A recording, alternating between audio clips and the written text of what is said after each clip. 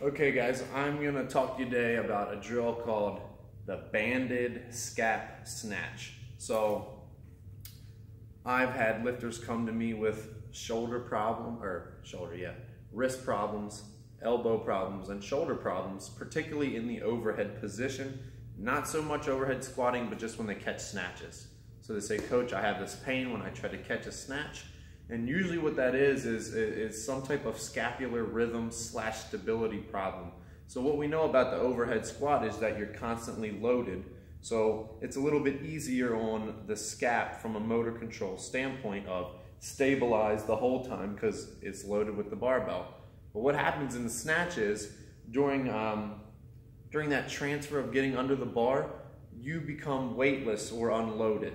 So I hit the top of my pull, and then I'm unloaded for a moment in time, and then I have to reconnect to the bar in the bottom of that catch. So there's a lot that happens between that moment of load, I'm unloaded, and then reload again in a very dynamic position, which puts a lot of demand on the T-spine, which most operators have a lot of mobility concerns in the T-spine. So this is a little drill. Not a very sexy drill, use a little tiny band. It works really, really great. So I'm gonna stand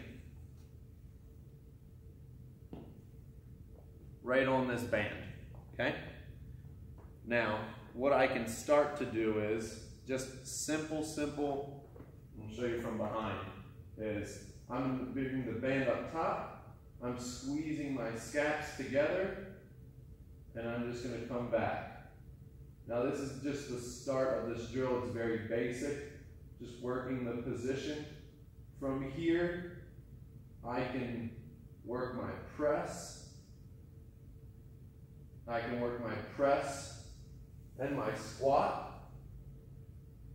And that's something I really like to do to kind of warm up this. But the actual drill that I'm going to show you is to try to learn scap stability in that transfer of getting under the weight. So I'm gonna mimic my snatch pull on the top of the pull with this band.